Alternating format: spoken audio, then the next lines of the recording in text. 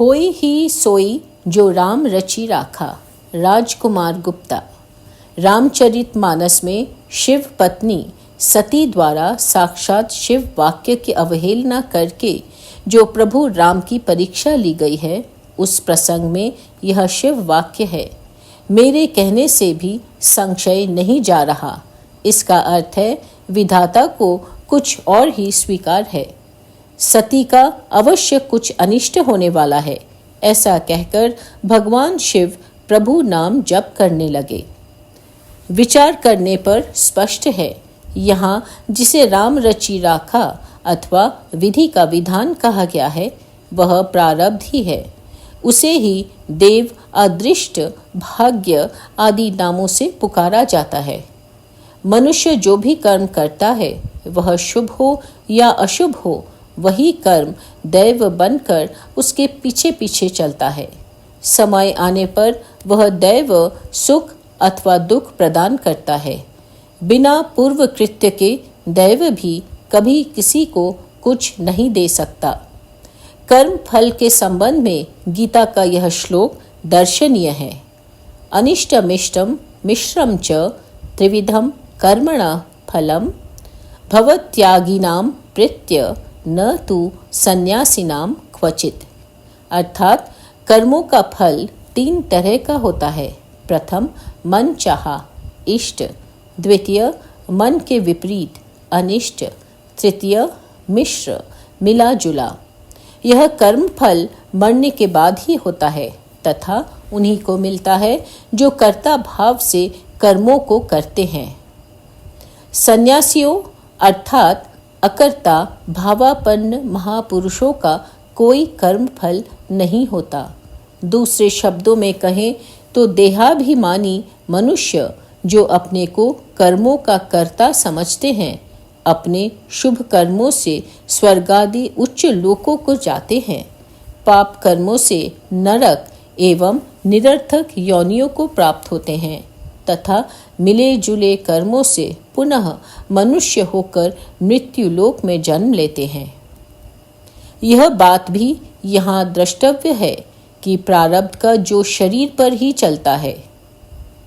प्रारब्ध अथवा दैव शरीराभिमानियों के लिए ही है। प्रारब्ध अथवा विधि के विधान के अनुसार जन्म मृत्यु का क्रम चलता रहता है। इसी को भव प्रवाह, संस्कृति क्लेश अथवा 84 का चक्कर कहते हैं। यह संस्कृति चक्र काल के द्वारा चलाया जाता है। काल सदा सावधान रहकर प्रमादी जीवों के मनोरथों को कुचलता रहता है तथा जीव दुख के बाद दुख भोगते रहते हैं। इस काल चक्र से निकलने का सूत्र गोस्वामी तुलसीदास जी ने इस पंक्ति में दिया है, अस कही लगे जपन हरि नामा। राम रचित राखा अर्थात अपने वे पूर्व कर्म जो प्रारब्ध बन चुके हैं, वे अपना फल अवश्य देकर रहेंगे। उन्हें टाला नहीं जा सकता, न पलटा जा सकता है। अर्थात जो घटना प्रारब्धवश घटती है, घटेगी ही। जीव अपनी बुद्धि लगाकर उसे टालने या बदलने का प्रयास करता है और उस चक्कर में और नए प्रारब्ध कर्मों का निर्माण कर लेता है। अर्थात स्वयं ही अपने लिए भविष्य में और शरीरों का निर्माण कर लेता है और जन्म और मृत्यु की तैयारी कर लेता है। यहाँ भगवान शिव जो कर रहे हैं, वह करने से इस चक्र आवागमन का भेदन किया जा सकता है। कैसे?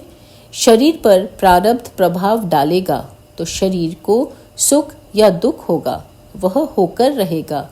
अब यदि हम अपने मन, बुद्धि, चित्त को शरीर के साथ ना जोड़ें, उसे भगवान नाम के जप में लगा दें, तो प्रारब्ध शरीर को फल देकर नष्ट हो जाएगा। नया प्रारब्ध नहीं बनेगा। संस्कृति चक्र नष्ट हो जाएगा।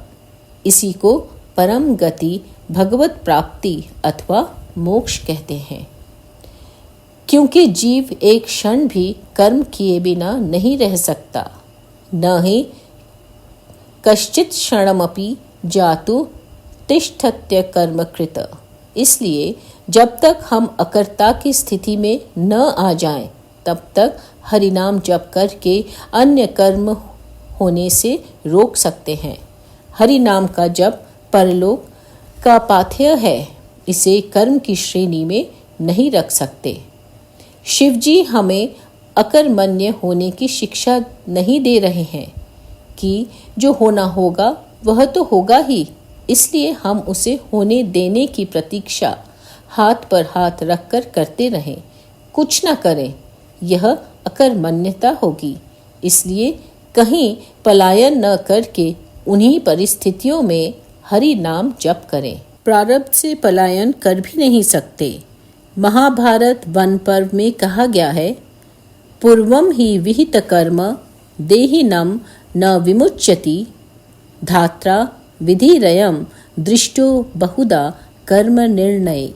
अर्थात व्यक्ति का पूर्व कर्म कभी पीछा नहीं छोड़ता, इसलिए किसी जीव को कहाँ जन्म देना है यह निश्चय करते समय विधाता इस बात का ध्यान रखते हैं कि जीव को वहीं जन्म दिया जाए जहाँ यह मनुष्य अपने प्रारब्ध को आसानी से भोग ले।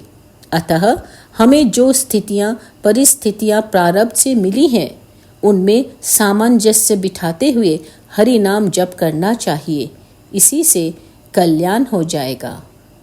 जय श्री राम कृष्ण।